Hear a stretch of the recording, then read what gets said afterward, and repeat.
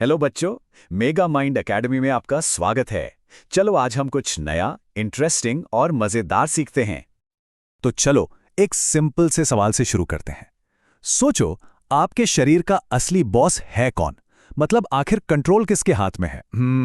बहुत से लोग सोचेंगे दिल। फिल्मों में, गानों में तो यही सुनते आए, है ना? लेकिन सरप्राइज, असली बॉस दिल नहीं है, बल्कि कोई और है। जी हां, आपके शरीर का असली बॉस है आपका नर्वस सिस्टम, यानी हमारा तंत्र का तंत्र। इसको ना बॉडी का master control and communication system समझो। आप क्या सोचते हो, कैसा फील करते हो, चलते फिरते कैसे हो, A to Z सब कुछ यही कंट्रोल और कोऑर्डिनेट करता है। और हां, ये सिर्फ दिमाग नहीं है, दिमाग तो इस पूरे नेटवर्क का बस एक इंपॉर्टेंट हिस्सा है। तो आज हम क्या क्या जानेंगे? सबसे पहले तो मास्टर कंट्रोलर को देखेंगे, फिर उसके सेंट्रल कमांड यानी CNS में झांकेंगे। उसके बाद बॉडी की पूरी वायरिंग यानी PNS को समझेंगे। फिर ऑटोमेटिक और वॉलंटरी एक्शंस का फर्क, आपको जो गट फीलिंग आती है ना, उसके पीछे का साइंस भी बताऊंगी। और आखिर में इस सिस्टम के टाइनी मैसेंजर्स यानी न्यूरॉन से मिलेंगे। चलिए शुरू करते हैं। इस मास्टर कंट्रोलर को ना आसान भाषा में समझने के लिए बस इतना सोचो कि इसकी दो मेन टीम्स हैं। एक है सेंट्रल टीम और दूसरी है पेरिफेरल टीम, जो सेंट्रल टीम से निकलकर पूरे शरीर में फैल जाती है। इसको ना एक बहुत ही सिंपल एग्जाम्पल से समझते हैं।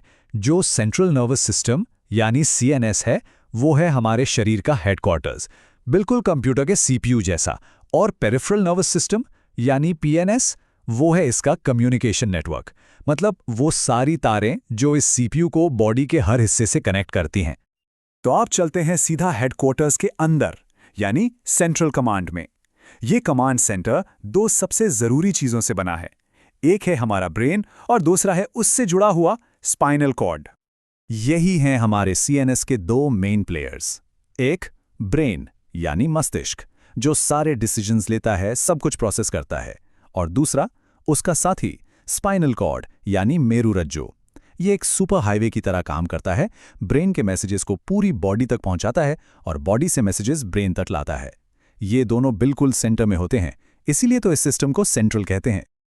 अब देखो हमारा ब्रेन कितना इंपॉर्टेंट है, तो इसकी प्रोटेक्शन भी बिल्कुल VIP लेवल की है। सोचो, सबसे अंदर है ब्रेन, उसको कवर करती हैं 3 प्रोटेक्टिव लेयर्स जिन्हें कहते हैं मेनिंजेस। और सबसे बाहर एक सॉलिड हेलमेट यानी हमारी खोपड़ी, द स्कल।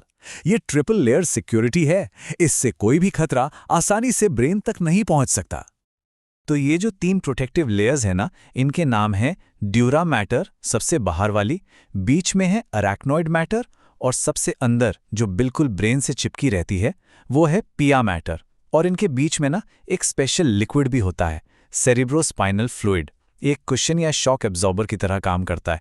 मतलब जब हम चलते हैं, दौड़ते हैं, तो ब्रेन को झटकों से बचाता है, बिल्कुल कार के सस्पेंशन की तरह। ओके, तो सेंट्रल कमांड और उसकी सिक्योरिटी तो हमने देख ली, पर दिमाग जो ऑर्डर देता है वो हाथ पैर तक पहुंचता कैसे है? बस यहीं रोल आता है बॉडी की वायरिंग का, यानी पेरिफेरल नर्वस सिस्टम का। ये वो सारी तारें या नर्व्स हैं जो CNS से निकलकर शरीर के कोने कोने तक जाती हैं। इस पूरे नेटवर्क को हम आगे 3 पार्ट्स में डिवाइड कर सकते हैं। पहला, सोमैटिक, जो उन चीजों को कंट्रोल करता है जो हम अपनी मर्जी से करते हैं, यानी वॉलंटरी एक्शंस। दूसरा है ऑटोनॉमिक, जो ऑटोमैटिक चीजों को संभालता है। और तीसरा है एंटेरिक, जिसे पेट का दूसरा दिमाग भी कहते हैं। बड़ा इंटरेस्टिंग है ये। चलो एक एक करके इन सब को समझते हैं। ओके, तो अब थोड़ा डिटेल में जाते हैं कि ऑटोमैटिक और वॉलंटरी एक्शंस में क्या फर्क है। देखो, वॉलंटरी मतलब वो सब जो हम सोच समझकर अपनी मर्जी से करते हैं, जैसे ये पानी का ग्लास उठाना। और ऑटोमैटिक वो सारे काम जो अपने आप होते रहते हैं, जैसे हमारे दिल का धड़कना। हम उसके बारे में सोचते नहीं है, वो बस होता रहता है। इसको एक एग्जाम्पल से समझते हैं।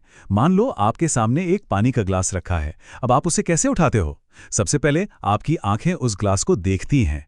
ये हुआ सेंसरी इनपुट। ये सिग्नल फौरन आपके ब्रेन तक जाता है प्रोसेसिंग के लिए।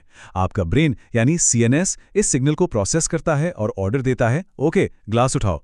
ये ऑर्डर आपके हाथ की मसल्स तक पहुंचता है और झट से आपका हाथ आगे बढ़कर ग्लास उठा लेता है। ये सब इतनी स्पीड से होता है कि हमें रियलाइज भी नहीं होता। यही है सोमैटिक सिस्टम का जादू। अच्छा, अब आते हैं ऑटोमैटिक सिस्टम पर। इसको समझने के लिए एक मजेदार कहानी सुनते हैं। दो भाइयों की, जिनका नाम है राम और श्याम। राम जो है वो है सिंपैथेटिक सिस्टम। ये स्ट्रेस और एक्शन वाला भाई है। इसका मोटो है फाइट और फ्लाइट, यानी लड़ो या भागो। और श्याम वो है पैरासिम्पैथेटिक सिस्टम। ये शांत आराम करने वाला भाई है। इसका मोटो है रेस्ट एंड डाइजेस्ट। वैसे अगर ये राम और श्याम की स्टोरी इंटरेस्टिंग लग रही है तो इस सेशन को लाइक करना मत भूलना। तो जब राम एक्टिव होता है, मतलब जब हम स्ट्रेस में होते हैं, तो बॉडी एक्शन के लिए तैयार हो जाती है। दिल की धड़कन तेज हो जाती है, डाइजेशन स्लो हो जाता है, मुंह सूखने लगता है और आंखों की पुतलियां फैल जाती हैं ताकि सब कुछ क्लियर दिखे।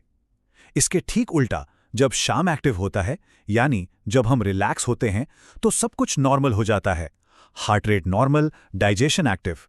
ये दोनों भाई एक दूसरे के ऑपोजिट काम करते हैं। इनका बैलेंस बॉडी के लिए बहुत जरूरी है। चलो, सोमैटिक और ऑटोनॉमिक सिस्टम तो समझ आ गया, पर पीएनएस का एक तीसरा, थोड़ा सीक्रेट सा हिस्सा भी है। वो हिस्सा जो हमें गट फीलिंग देता है। सोचा है कभी, ये फीलिंग आखिर आती कहां से है? अक्सर हम इस दुविधा में रहते हैं ना, दिल की सुने या दिमाग की। हम सोचते हैं कि ये जो अंदर की आवाज है वो कहां से आ रही है। मैं बताती हूं। इसका कनेक्शन दिल से नहीं, इसके पीछे भी साइंस है। ये अंदर की आवाज आती है हमारे एंटेरिक नर्वस सिस्टम से।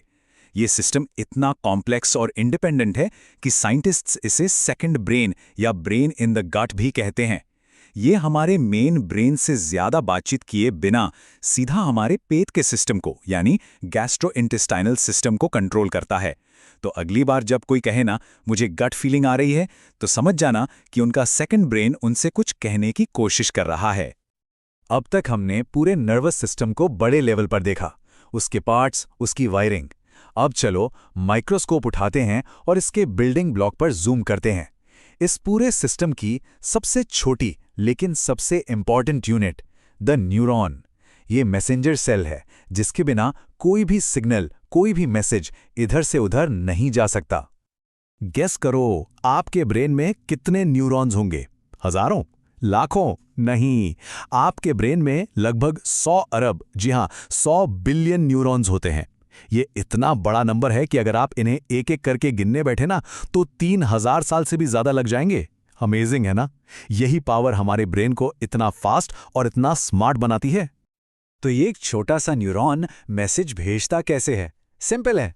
इसके 3 मेन पार्ट्स होते हैं। स्टेप 1 डेंड्रॉन, जो एक एंटेना की तरह सिग्नल को रिसीव करता है। स्टेप 2 सेल बॉडी, जो इस सिग्नल को प्रोसेस करती है, डिसाइड करती है कि आगे क्या करना है। और स्टेप 3 एक्सॉन, जो एक लंबी तार की तरह इस सिग्नल को आगे अगले न्यूरॉन तक भेज देता है। और ये प्रोसेस हर सेकंड लाखों करोड़ों बार होता रहता है।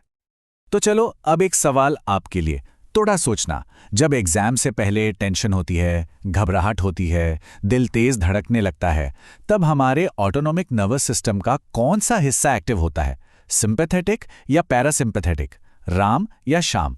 अपना जवाब नीचे कमेंट्स पे जरूर लिखना। तो बच्चों, मिलते हैं अगले सेशन में एक नए टॉपिक के साथ। तब तक के लिए इस सेशन को लाइक करो, अपना फीडबैक कमेंट करो और हाँ, सब्सक्राइब जरूर कर लेना, क्योंकि मेगा माइंड एकेडमी हर सेशन आपका कॉन्फिडेंस डबल कर देता है। पेपर टफ हो या टॉपिक बोरिंग, यहां सब कुछ सिंपल और स्मार्ट है।